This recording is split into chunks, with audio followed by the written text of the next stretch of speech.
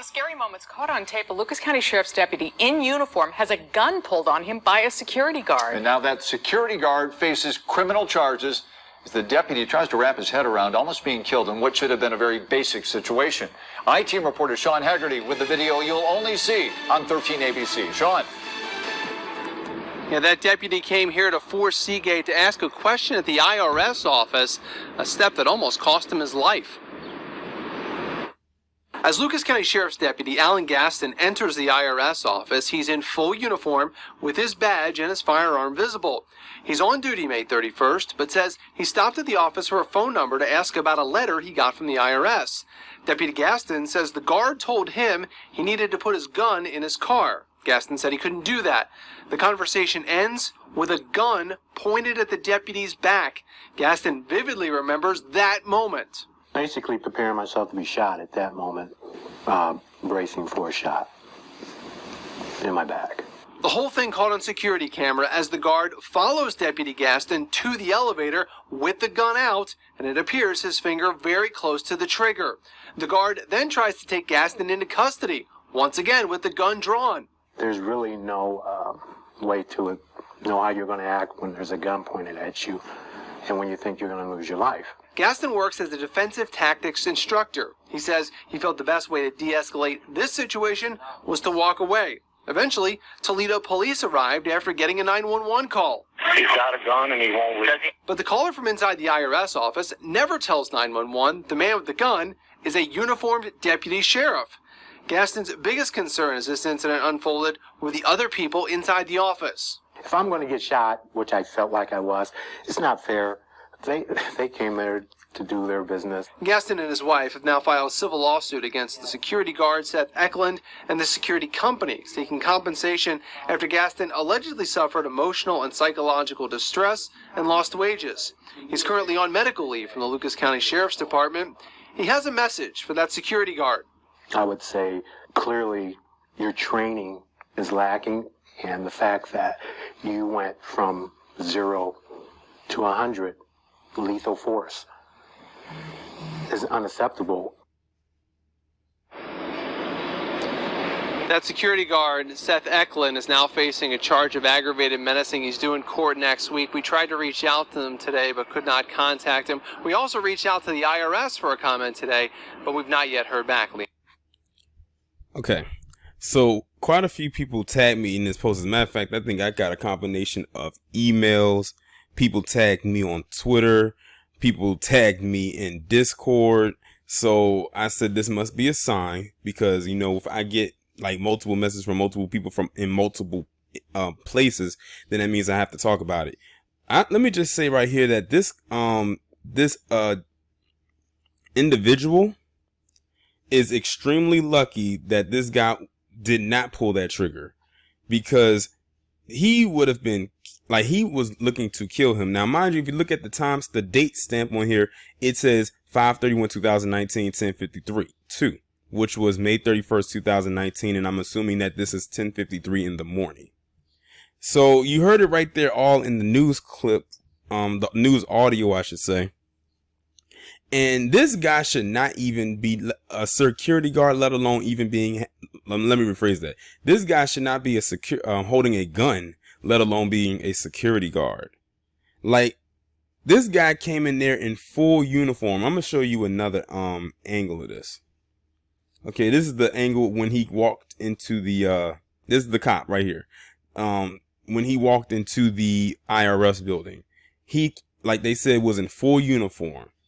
And that security guard, that deputy sheriff, that whatever title they want to give him, thought so low of this man who was way above his pay grade that he felt threatened by him, even though he was in the position to have his gun on him. He was in full uniform. He was of no threat to this man, but he tried to escalate a situation to make it seem like he was a threat. I'm telling you, they do not evaluate enough of these palm colored individuals that they give a badge, a gun, handcuffs, and a taser to.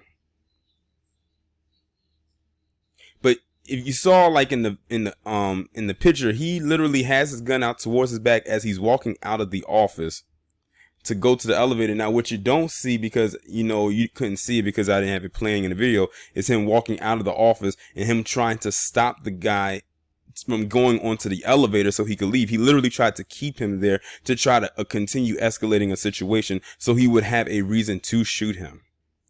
I said, go ahead and shoot this man if you want to. Then it'll really look bad on him, mainly because of the position. And he was in full uniform when he did it. This man was of no threat to him, but it just shows you right there that this is something that goes on even in these departments, how a lot of these black cops get treated by white cops. Like I said, this black cop was way, and I do mean way above this guy's pay grade, and he still felt that the need to disrespect him and attempt to shoot him. And in an IRS building at that, where there's many people in that building at one time, Monday through Friday. Like, he just did not care. He needs to be fired. He does not need to be working on any type of law enforcement or any type of position that allows him to hold or brandish a gun. I don't care if you have to have him on the highway picking up trash. Notice I said on the highway while there's oncoming traffic, of course. But like I said, this man is extremely lucky. They said his name is Deputy Gaston, Alan Gaston. He is the they said he's Sheriff Deputy Alan Gaston. Key word there is sheriff, which means he holds a pretty high rank in his position. And this low tier security guard felt the need to point a gun at his back, like he was going to shoot him. And the thing is, that would have been such a cowardice act if he had done it, because like, you're trying to shoot this man as he's walking away and he doesn't even realize he has a gun pointed at him. And he was real bold, because him working in this office, he had to have known there was security cameras in there, because I'm sure they probably told him that there were security cameras, or you can just look around and you can see them. But he had no shame in doing this. But I'm glad that he's actually pressing charges against this, not only against this individual, but also against the IRS office in which it happened. Now, that alone should make that office want to fire him, because that's bad press for them. And it's an IRS building, the Internal Revenue Service. This isn't some grocery store. This isn't Walmart. It's the IRS, or one of the IRS buildings. You know, the people that deal with your taxes.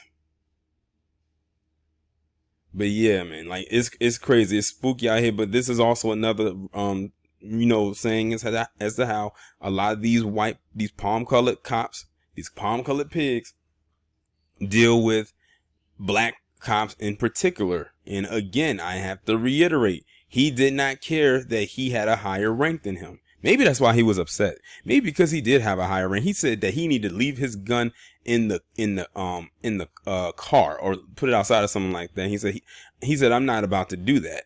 And he walks off and he pulls out a gun behind him as if he was prepared to shoot him. Y'all let me know what y'all think about this story down in the comments. Like, share, subscribe. I will talk to you in the next one.